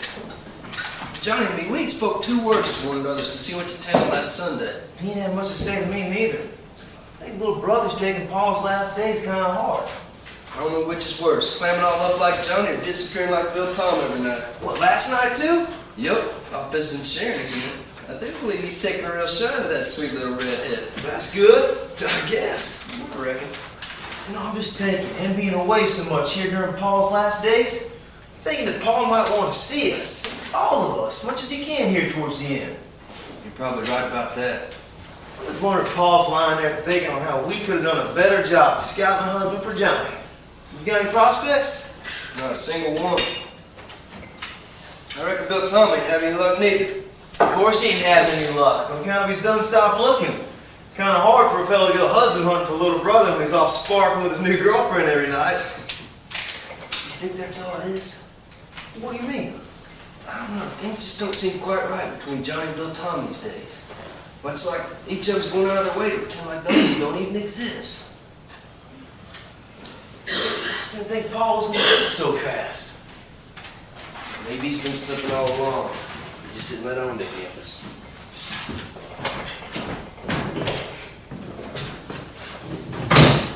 Morning, Johnny. Good morning, son. Good morning, little brother. Good morning, Jerry. You finished them morning chores? You've been a big help. To Paul, to all of us. When you get up to see Paul, he's done with your breakfast. He's been asking after All right. Well, I got my own chores to tend to. you. Me too. We're not dearly rising. You are, Johnny. Morning.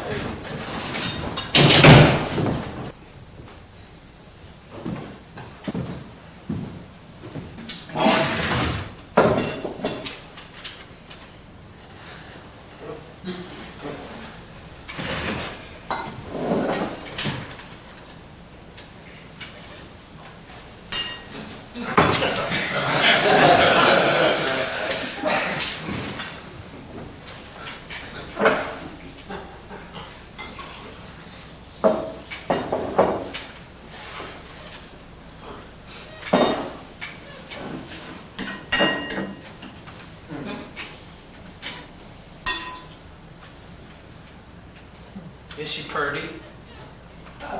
Who? You know who. Oh, that cousin of Minnie and Cindy. Oh, yeah. She's pretty. Nice. Pretty nice girl. You've been seeing a lot of her. She's only here for the summer. She too gonna get hitched. We ain't talking about it. Well, not yet.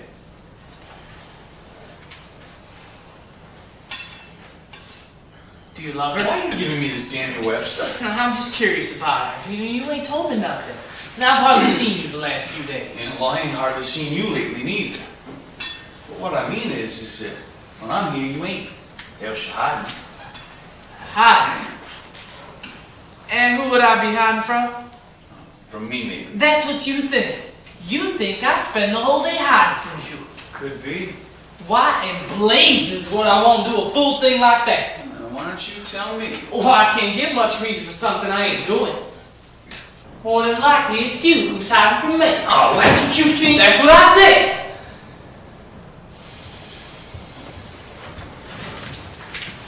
That's why you're over at the Pasco's house every chance you get. Listen, I'm over at the Pasco's house because I happen to like their cousin Sharon. But do you love her? I asked you earlier and you didn't give me an answer. I don't know if I love her, Johnny. I only met her last week. Well, do you think about her every moment of every day? No, hell. Nobody can think about another person every moment of every day. It ain't possible. Maybe not every moment of every day, but maybe every third or fourth moment of every day. It's possible to dream about a person every night. I know it is. You have certain feelings, certain warm feelings. Knowing that person's around and knowing that person's alright. I don't know. Yeah, well, it's too early for me to... You didn't have to go there with her that night. Oh, him, to that hotel room. His name is Lane. Well, you didn't have to go there and do those things with that person that you didn't even know. Oh, maybe I liked what I did with him. Maybe I'm thinking about seeing him again. And again and again. Because maybe I'm right fond of him. We had a nice time together. We had a wonderful evening. He taught me things I didn't know. Things you'll never know. Are you telling me this for a reason? I'm just telling you about my girl, same as you tell me about yours. Yeah, well, I don't think either one of us is enjoying this discussion. What right do you have to lay claim to my virginity and not build on that claim? I didn't lay claim to your virginity. You're gonna wake up your pa. You did something. When? Saturday night. I didn't do nothing Saturday night, but try to keep you out of harm's way is all. If by harming you're meaning the dentist, well, I got a bit of news for you. Lane knows all about Dr. Charlie Sumner, and that horny old tooth thriller ain't no threat to nobody. You gotta go turn chicken little on me and pull me out of there like it was a house on fire. Of course, we could talk about them other fellas. Them other ones I tried to start up conversations with, and you shooing them away like you was protecting your own personal property. Me. Yeah? Well, you sure... you sure got me back, huh? Handing Lane your virginity right on a tin platter. So what more is he even to talk about?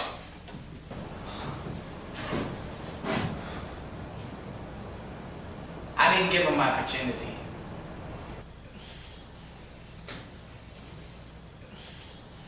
No? I didn't give him nothing. Just a few kisses and a warm body to snuggle up next to, that's all. Well, it's just the two of us. We're lying still and quiet in a hot bed. But you said that he taught you things. Well, I lied. No, Bill Town, I didn't lie. He taught me things about building walls. Walls that ain't got no reason to be built. I don't understand. Well, if you don't understand, I ain't gonna explain it to you. I'm gonna go check up on Paul. You've been saving yourself for me? All this time? To this very day? That's right, Bill Town. Ain't it sad?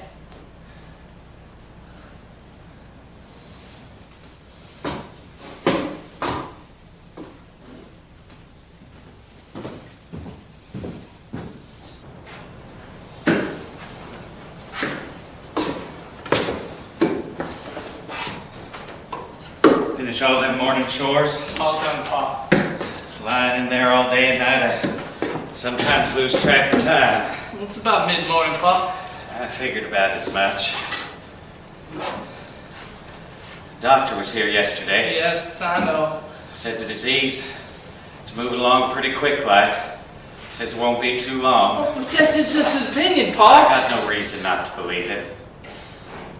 Sit down here, son. There's things I gotta say. Things I think you need to hear. Of course, I could wait up at the end like some folks do, but who knows if I'll be of the right mind by then. You gonna make your deathbed speech now, Paul. It ain't a speech exactly. I figure you can talk too if you like. It sounds all right by me. I'm sorry we didn't get you a husband. Ain't 'cause them boys didn't try. Well, I know they tried, Paul, and I appreciate all they did. You'll find someone on your own, I know. You went out Saturday night, didn't you, all by yourself? That was good. I met a nice man named Lane. Well, that's real good. You going to see him again? No, I don't think so. Still, it's good you're out there meeting fellas. You treated me real good, Paul. I treat you good, son, 'cause I love you. I know. But I also know that I ain't the kind of son most fathers would have wanted. You've been a special joy, Johnny, both to me and to your mother. Come here and let me kiss you. I like the scent of each of my sons. Funny the different way you boys smell. Now, Tillman, he's got himself a outdoorsy scent, like dust and weeds and old sun-dried leather. Jared, he's got more of a barn smell to him. Like silage and saddle soap and all them metal farm tools he's a wetting and a polishing for the shine. And you, Hey, I ain't got no smell like that, Paul. well, like that, no. But you got a special smell, all right. A little of me, a little of your mom. Talcum and bay rum. Just now, the smell of bacon smoke in your hair. I fixed me some bacon this morning. Pa, Yes? let me have your hand. I want to hold on to you. You hold on as long as you like.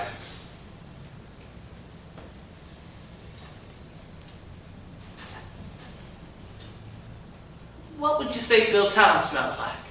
Well, it don't generally go around smelling folks that ain't kin. What would you say Bill Tom smelled like? It smells like rain. He smells like a clean, wet sky. I reckon that's a good smell. Oh, it's a right good smell. Pa, Yes, you remember me telling you how I felt about that other fella? I do. You remember me telling you how I thought he'd never feel the same way for me? I do. Well, I believe he does. I believe he loves me just as much as I love him. How'd you come to know this, son? Things he's done of late, and things he said. He even kissed me. Is that a fact? It's Bill Tom you've been carrying this torch for, ain't it, son? You knew all along, didn't you, Pa? But it ain't gonna lead to nothing. And he says he don't want that kind of life. My kind of life. Says he don't want no part of it. I can understand that. It ain't an easy life, Johnny. It ain't easy, no. But ain't it just as bad or worse if a fella's got to fight it? You know, maybe it's better if you don't fight it. That's what you and Ma taught me. You and Ma taught me as a part of who I am. Your Ma and I also kept you from folks we didn't think would understand. There's things we all had to do. Hard things. Special, accommodations we all had to make. I know.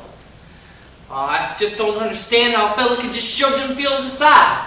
You know, if the feelings are strong enough, it seems like nothing else would matter. Jonathan, you was working to push your feelings for Bill Thomas aside, weren't you? Working real hard? Well, I tried. I just couldn't do it, though. They never went away. Well, you're going to have to keep at it, son. Bill Tom's with that red-haired girl now. You got to let him be. He's made up his mind what he's got to do. Made up his mind.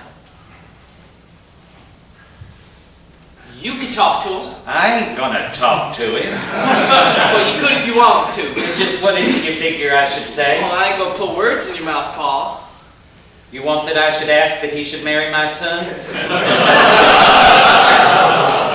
This might be a hard road I'd be sending you two boys down. Well, you was all ready to send me down that road with somebody else. That's right, Johnny. Somebody else. Somebody more like you. Maybe with a pa like me and two brothers like Tillman and Jared. I don't think there's another family out there like ours, Paul. This is a one-of-a-kind family. I'm done convinced. I hope that ain't true. I'm gonna get me a little shut-eye now. Oh, you get you some shut-eye, Paul. I'll check up on you after lunch.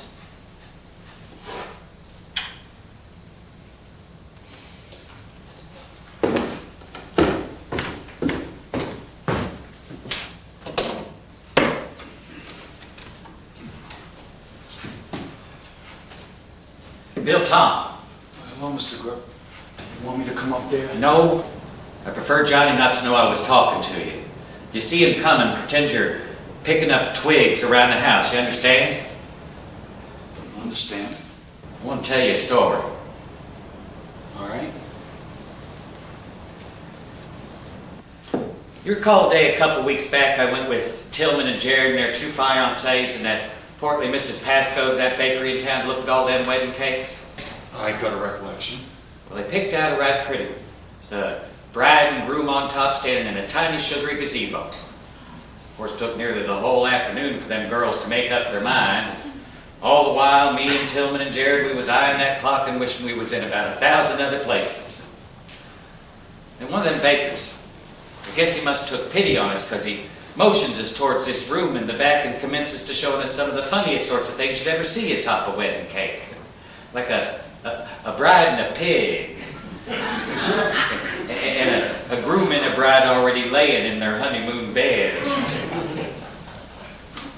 Then he plops these two other things down.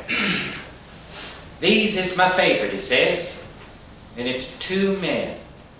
Two grooms dressed in their Sunday best. It ain't like he took a groom from here and a groom from there. These two little fellas, they was, well, connected. Holding hands, you see, like that's the way they was made. I don't know what he was expecting me to say. I was thinking maybe he thought we'd get us a chuckle from it. And we did. Not the way I figure he was expected. We chuckled to think that one of them little fellas, well, he looked a little like Johnny, he did. And looking at him, I get the idea that my Johnny's got just as much right to get married as my other boys do. And that's what hatched my idea to find him a husband. Anyway, I got to thinking on that cake topper last week, and I got to wondering why somebody made them two little fellas in the first place. Couldn't believe it was all for fun, you see. So I go back to that bakery, and I find me that baker, and straight away I asked him what was what. He said, Bill Tom, them two little fellas, they was fashioned after himself and his own husband. Had themselves a nice private little wedding ceremony with a few invited guests, like that big-boned lady sheriff over to Franklin County.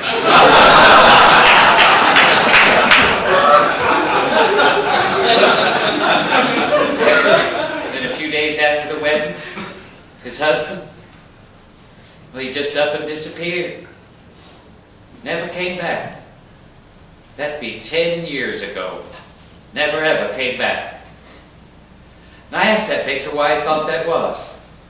He said he thought about it a lot. He decided that this fella, well, he just wasn't all that strong. Had to be strong for 100 reasons.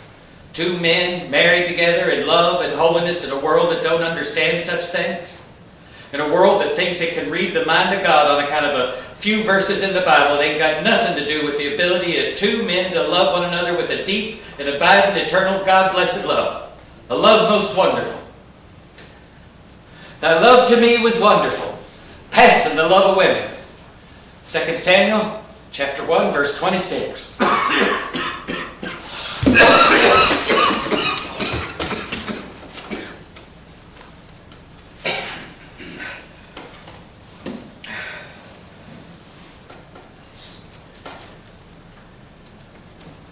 Takes a rare strength to keep the embers of that kind of love stoked and glowing. Strength that fella just didn't have. Strength I believe you do have, Bill Tom. Girded by my son Jonathan. Girded by me. Girded by Tillman and Jared and their 2 wives too, I reckon, if they want to fit easy like into this family. Most of all, girded by God, who cloaks us all in love.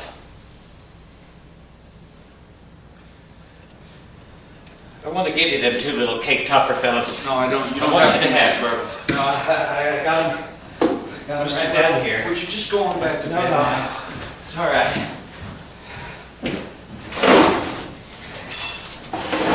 What are you doing out there, Paul? Bill Tom was He's picking just up talking, twigs. Johnny. He's just talking about things. Well, that that's we enough talk talking for now. What's the matter? I was just Talking his full head off is all. I heard him outside the door. Probably got no strength left at all by now. You gotta keep your strength up, Paul. You can't go jumping out of bed to talk with folks. I'm sorry. You're right. You're right. I gotta keep up my strength. Gotta keep up her strength, don't we, Bill Tom? You sick too, Bill Tom? No, he ain't sick, are you, Bill Tom? I ain't sick. This here's one of the strongest men I know. Ain't you, Bill Tom? Can't say that I am, Mr. Grill. But you can't say he ain't neither. Everybody go back to your chores. Your pa go inside and get him some rest. Go on now, Jared. You got something you need to be doing?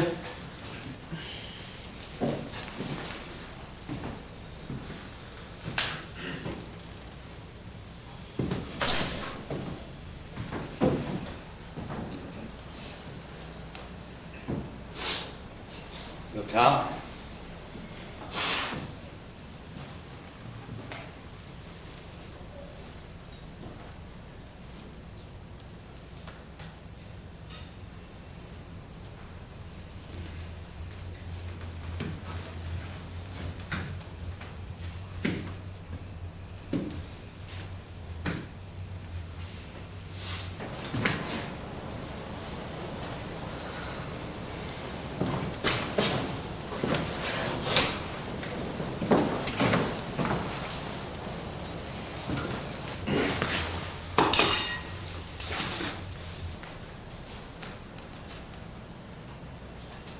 Make another one of those pies for your brothers to give to those pastor sisters? No. This pie's gonna be for us. I like your pies, Johnny. You're a good cook. Thank you.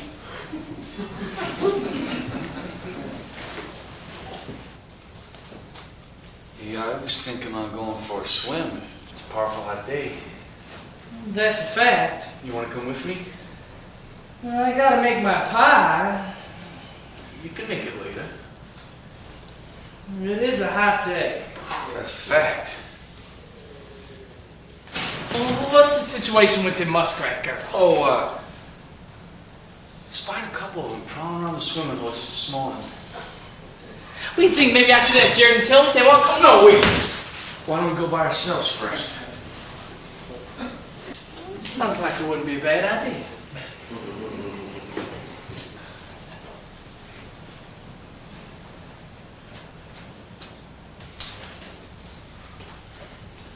I got a button call here. Let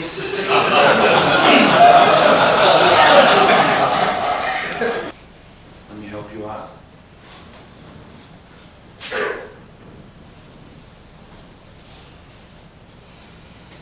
Paul sounded stronger this morning. Yeah, he did. He sounded like he was gonna have himself a good day. I think it's going to be a good day for you and me too, Bill Tom. I think you're right, Johnny. I think you'd be exactly right.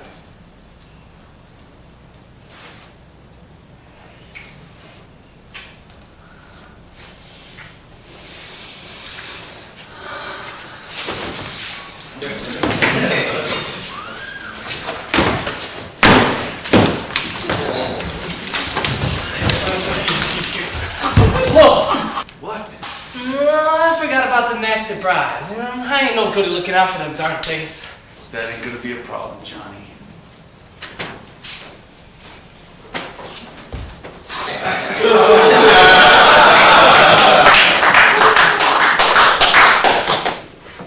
Would you look at that? I'm looking. I don't guess no one told Bill Tom them muskrat girls are going away for the whole rest of the summer. I think he knows. Yo, he knows all right.